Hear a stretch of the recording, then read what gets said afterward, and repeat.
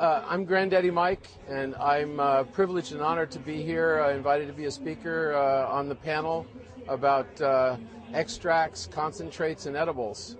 I'm working real hard to try and adapt the latest technology to our industry, and one of the projects that I've been pleased to work on is one in which we're taking the process of concentrating essential oils and using them to infuse various products. So this is the same product that they use to infuse essential oils of vanilla or nutmeg or cinnamon for making medical products. And we've taken that technology and applied it to cannabis. So now we're doing CO2 extractions of cannabis, and for my money, this is the cleanest non-toxic solvent available. So from my point of view, it's better than butane, better than propane, better than isopropyl alcohol, any of the other petrochemicals, because they're all by nature toxic. And CO2, carbon dioxide, is a common household gas. So this is not a material, a solvent that you have to use in environments where you have to be especially careful.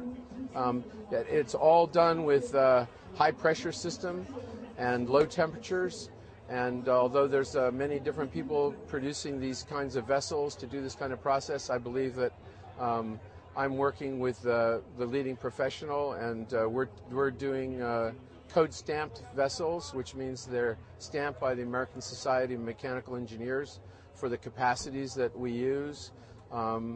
And we believe that the equipment that we're setting up will pass OSHA inspection in the future, and when full legalization happens, we'll make it possible for this cleanest of all extractions to be available to the general public at a reasonable rate. I just want to show you a trademarked grampule, we call this. This is one gram of oil in a dispensing ampule. So it's got a little heat seal on the end here, but once you cut that off, you can dispense this fully decarboxylated product, and it's appropriate to use immediately as a topical, or you can drip it into an edible, stir it into your coffee, drip it on your tongue, or of course you can smoke it, which is most common.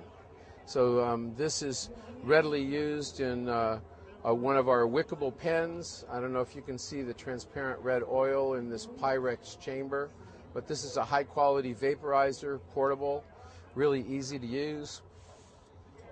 And my technology allows me to deliver a product that's terpene profiled to match the original trim ingredient going into it. So we have 9 different strain flavors of this oil available now.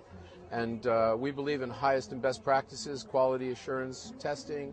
So we're constantly screening the quality of our ingredients and making sure that we meet what we consider to be the highest and best medical criteria for purity and sanitary conditions for safe production of this very potent concentrate. We also use that to fill the wickable cartridges. These are vaporettes to differentiate them from e-cigarettes. A vaporette is a battery with a USB charger, and now we've infused our CO2 oil into this. So this is simple flow meter, pull, it's discreet, easy to use, and commonly popular among people who don't want to do the ritual of grinding and rolling joints or packing pipes or bongs and all that, and want the discretion of being able to reach in your pocket, pull it out, take a hit and put it away. No ash, no open flames. We've also taken the CO2 oil and we've infused it in maltodextrin. Maltodextrin is a simple protein that's readily used as a powdered ingredient in all kinds of mass-produced foods.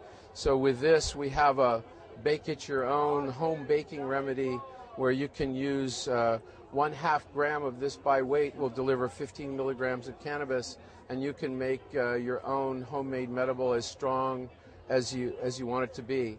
And I bring this to your attention because I believe concentrates are the way that you get the biggest bang for your buck in delivering THC to your body.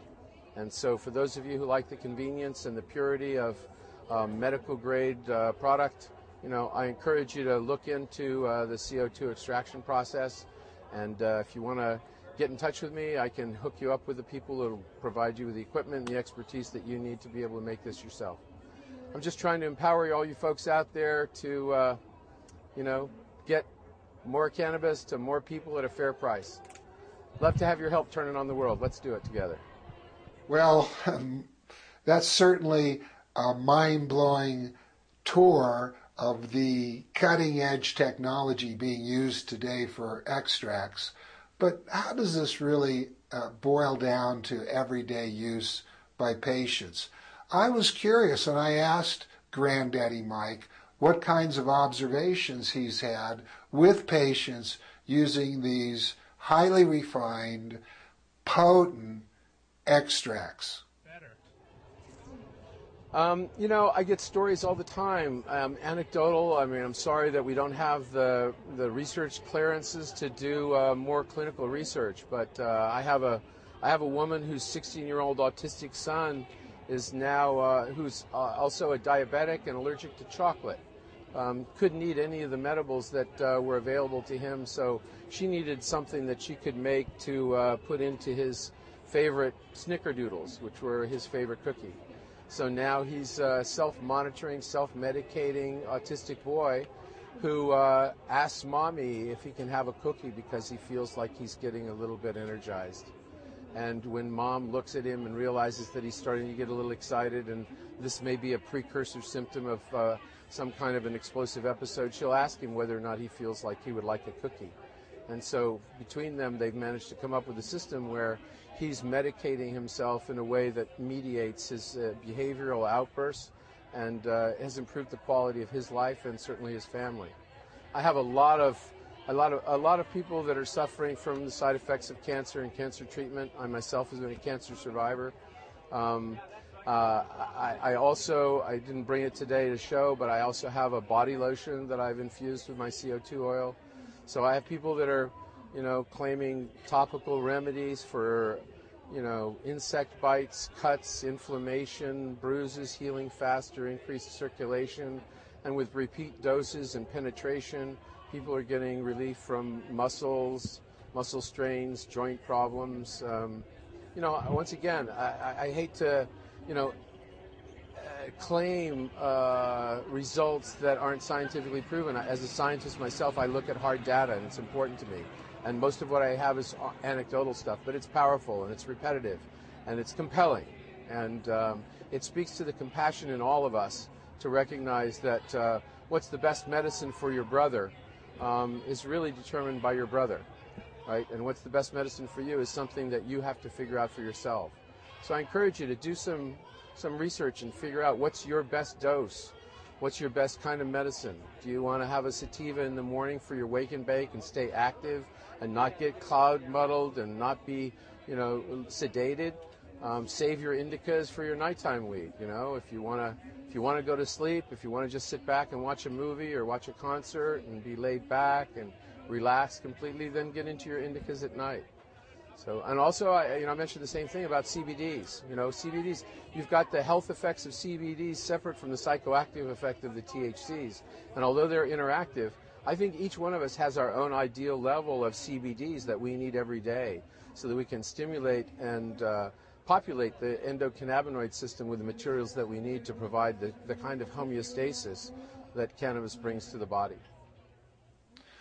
Okay, well,